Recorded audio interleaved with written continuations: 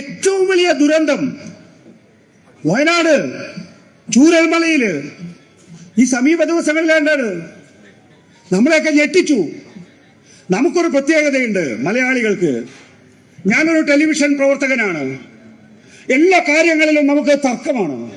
ഞാനത് ഉപയോഗിക്കുന്ന ആളാണ്.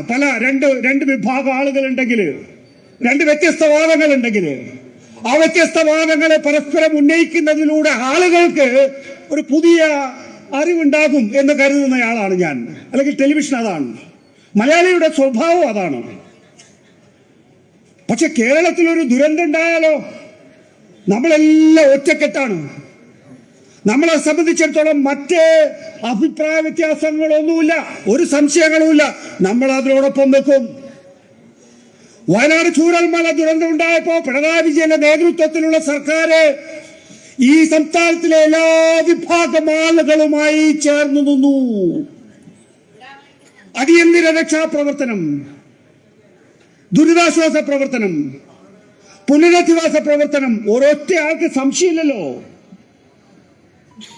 ഇന്നാട്ടിലെ ആർക്കെങ്കിലും സംശയമുണ്ടോ പിണറായി വിജയൻ രക്ഷാപ്രവർത്തനം നടത്തിയത് പിഴവായി പോയി, അല്ലെങ്കിൽ ദുരിതാശ്വാസ പ്രവർത്തനം വേണ്ട വിധത്തിൽ എത്തിച്ചില്ല, അല്ലെങ്കിൽ പുനരധിവാസ പ്രവർത്തനത്തിന് വലിയ പ്ലാനിംഗ് ഇല്ല എന്നൊന്നും ആർക്കും, പ്രതിപക്ഷത്തിന് പോലും ആക്ഷേപമില്ല. ആ ഘട്ടത്തിലാണ് പ്രധാനമന്ത്രി നരേന്ദ്രമോദി വരുന്നത്. ഫോട്ടോ എടുക്കുന്നുണ്ട്. അദ്ദേഹത്തിന്റെ നരച്ച താടി കുട്ടികളുടെ മുഖത്തുരയ്ക്കുന്നു. അദ്ദേഹത്തിന് വേണ്ടി ഫോട്ടോ എടുക്കുന്നു. ആ ഫോട്ടോ എടുക്കുന്നുണ്ട്. അതിന്റെ ക്ലിക്ക് കണ്ടപ്പോ കൂടുതൽ കുട്ടികളുടെ മുഖത്തേക്ക് തന്റെ താടി ഉരയ്ക്കുകയാണ്.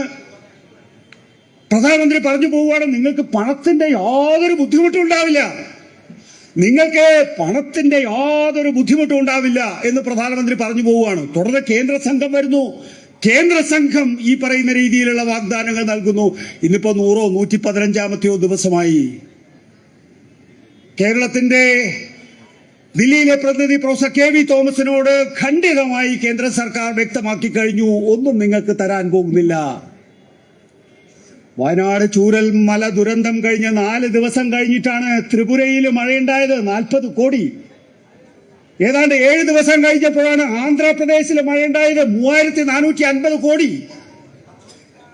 അല്പ ദിവസം കഴിഞ്ഞിട്ടാണ് ബീഹാറിൽ ഉണ്ടായിട്ടുള്ളത്. അവിടെ 1500 കോടി. പിന്നീട് നാഗാലാൻഡിലും സിക്കിമിലും മഴയുണ്ടായി, അവർക്കും കൊടുത്തു 1000-ഉം 900-ഉം കോടി. നമ്മുടെ കേരളത്തിനൊന്നുമില്ല. പ്രിയപ്പെട്ട സുഹൃത്തുക്കളെ, നമ്മളെ സംബന്ധിച്ചിടത്തോളം നമ്മളും ഒരു ജനതയാണ്. പിണറായി വിജയൻ സംസ്ഥാനത്തിന്റെ മുഖ്യമന്ത്രി, അദ്ദേഹം പറയാണ് കേരളവും അല്ലെങ്കിൽ വയനാടും ഇന്ത്യയുടെ ഭാഗമല്ലേ. നമ്മളോടുള്ള ചോദ്യമാണ്, നമ്മളോട് കൂടിയുള്ള ചോദ്യമാണ്. കാരണം നമ്മളെല്ലാവരും ഒരേ ശബ്ദം ഉയർത്തുന്നില്ല എങ്കിൽ ഈ സംസ്ഥാനം വാടിക്കരിഞ്ഞു പോകട്ടെ എന്ന് കേന്ദ്രം തീരുമാനിക്കും. കേന്ദ്രം ഭരിക്കുന്ന ഹിന്ദുത്വ ശക്തികൾ തീരുമാനിക്കും എന്നുള്ളതാണ്. ഇത് ആദ്യത്തെ സംഭവമല്ലല്ലോ. നോക്കണം, ഒരു സംസ്ഥാനത്തിന് എങ്ങനെയാണ് അതിന്റെ വരുമാനം വീതിക്കുന്നത്. നമുക്കറിയാം, GST വന്നതിന് ശേഷം നമ്മളല്ല നേരിട്ട് പിരിവ് നടത്തുന്നത്, കേന്ദ്ര സർക്കാരാണ്. ഞാൻ വളരെ ചുരുക്കി പറയാം. ഞാനിപ്പോ ഈ കടയിൽ പോയി ഒരു 20 രൂപയുടെ സാധനം വാങ്ങിയാൽ 1 രൂപ GST കൊടുക്കുന്നു എന്ന് വിചാരിക്കുക. ആ 1 രൂപ GST കേന്ദ്ര സർക്കാരാണ് ഈ കടയിൽ നിന്ന് എന്റെ 20 രൂപയുടെ ക്രയവിക്രയത്തിലൂടെ ഏറ്റുവാങ്ങുന്നത്. ആ 1 രൂപ കേന്ദ്ര സർക്കാർ പിരിച്ച് നമുക്ക് തരുന്ന എത്രയാണ്? സംസ്ഥാന സർക്കാരിന് തരുന്ന എത്രയാണ്? 20 പൈസ. 20 പൈസ. അതേസമയം ബീഹാറിലെ 1 രൂപയ്ക്ക് കേന്ദ്ര സർക്കാർ നൽകുന്നത് 22 രൂപ. ഉത്തർപ്രദേശിലെ 1 രൂപയ്ക്ക് കേന്ദ്ര സർക്കാർ നൽകുന്നത് 17 രൂപ. നമുക്ക് വേണ്ട. ഇനി ബീഹാറിനെയും ഉത്തർപ്രദേശിനെയുമാണ് കൂടുതൽ വളർത്താൻ ആഗ്രഹിക്കുന്നതെങ്കിൽ, അവർ വളർന്നിട്ടില്ല, അവർക്കാണ് കൂടുതൽ പരിഗണന നൽകുന്നതെങ്കിൽ ഞങ്ങൾക്ക് പരാതിയില്ല, കേരളത്തിന് പരാതിയില്ല.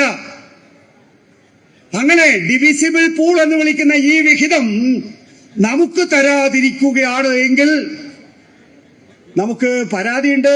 നമ്മളത് സുപ്രീം കോടതിയെ അറിയിച്ചു. സുപ്രീം കോടതി ഒരു ഒറിജിനൽ സൂട്ട് വന്നു എന്നുള്ളതിൽ വലിയ സന്തോഷമാണ്. ഇത്തരത്തിലുള്ള കാര്യങ്ങൾ സാധാരണഗതിയിൽ സുപ്രീം കോടതിയിൽ വരാറില്ല. ഞങ്ങളിത് പരിശോധിക്കാം, ഭരണഘടനാ ബെഞ്ചിന് വിടാം. എന്ന് മാത്രമല്ല, കഴിഞ്ഞ മാർച്ച് 31 മുമ്പ് 12 കോടി രൂപ അനുവദിക്കാനും സുപ്രീം കോടതി ഉത്തരവിട്ടു. അതൊക്കെ മറ്റു വശങ്ങൾ. ഡിവിഷണൽ പൂൾ നമുക്ക് നമ്മുടെ വിഹിതം തരുന്നില്ല എന്നുള്ള വിഷയം. പിന്നെന്താ? റവന്യൂ ഗ്രാന്റ് ആണ്. ഡിവിസിബിൾ പൂൾ കുറയുന്ന സംസ്ഥാനങ്ങൾക്ക് കേന്ദ്ര സർക്കാർ നൽകുന്ന ഇനമാണ് റവന്യൂ ഗ്രാന്റ്. റവന്യൂ ഗ്രാന്റും നമുക്ക് വട്ടപൂജ്യമായിരുന്നു കഴിഞ്ഞ സാമ്പത്തിക വർഷം എന്നുള്ളത് നമ്മൾ പത്രങ്ങളിലൂടെ, ടെലിവിഷനിലൂടെ, വാർത്താ മാധ്യമങ്ങളിലൂടെ മനസ്സിലാക്കിയിട്ടുള്ള കാര്യം. പിന്നെന്താ? മൂന്നാമത്തെ കാര്യം എന്ന് പറഞ്ഞാൽ പ്രൊജക്റ്റുകളാണ്. ഒരു AMS, ഒരു റെയിൽവേ സോൺ. നമുക്ക് നിരവധി ആവശ്യങ്ങളുണ്ട്. പതിറ്റാണ്ടുകളായി നമ്മൾ ചോദിക്കുന്ന പല പല കാര്യങ്ങളുണ്ട്. ഇതിലേതെങ്കിലും ഒന്ന് തരണമെങ്കിൽ രാഷ്ട്രീയ തീരുമാനം വേണ്ടിവരും എന്നാണ് പറയുന്നത്. ഒരു AMS തരാൻ രാഷ്ട്രീയ തീരുമാനോ? എങ്കിൽ രാഷ്ട്രീയ തീരുമാനം എടുക്കണം. കാരണം തരില്ല. ഇടതുപക്ഷ ജനാധിപത്യ മുന്നണിയാണ് ഭരിക്കുന്നത്. ഈ കേരളത്തിൽ വർഗീയത വളർത്തണമെങ്കിൽ വർഗീയത തനിയെ വളരില്ല, സംഘപരിവാർ തനിയെ വളരില്ല. വർഗീയത എപ്പോഴും പരസ്പര പൂരകങ്ങളാണ്. മറുഭാഗത്ത് വേറൊരു വർഗീയത തഴച്ചു വളരുകയാണെങ്കിൽ മാത്രമേ അത് ചൂണ്ടിക്കാണിച്ചുകൊണ്ട് ഇവന്റെ വർഗീയത വളർത്താൻ സാധിക്കുകയുള്ളൂ. ഈ കേരളത്തില്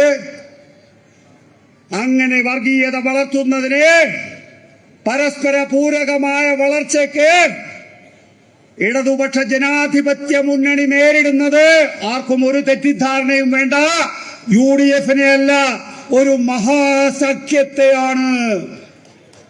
ആരാണ് ഈ മഹാസഖ്യത്തിലുള്ളത്? അശ്ലീല മഞ്ഞ ഓൺലൈൻ പത്രങ്ങൾക്കും ജമാഅത്തെ ഇസ്ലാമിയുടെ മീഡിയ വണ്ണനും മാധ്യമത്തിനും ഒരുമിച്ച് സഹവസിച്ചു പോകാൻ കഴിയുന്ന ഒരാവാസ വ്യവസ്ഥയുള്ള മഹാസഖ്യം. ജമാഅത്തെ ഇസ്ലാമിക്ക് എങ്ങനെയാണ് മുസ്ലിം ലീഗുമായി ചേർന്ന് പോകാൻ കഴിയുക? മുസ്ലിം ലീഗിന് എങ്ങനെയാണ് ജമാഅത്തെ ഇസ്ലാമിയുമായി ചേർന്ന് പോകാൻ കഴിയുക? കോൺഗ്രസിന് എങ്ങനെയാണ് RSSനെ തള്ളിപ്പറയാത്ത സന്ദീപ് വാര്യരെ ഒപ്പം കൂട്ടാൻ സാധിക്കുക?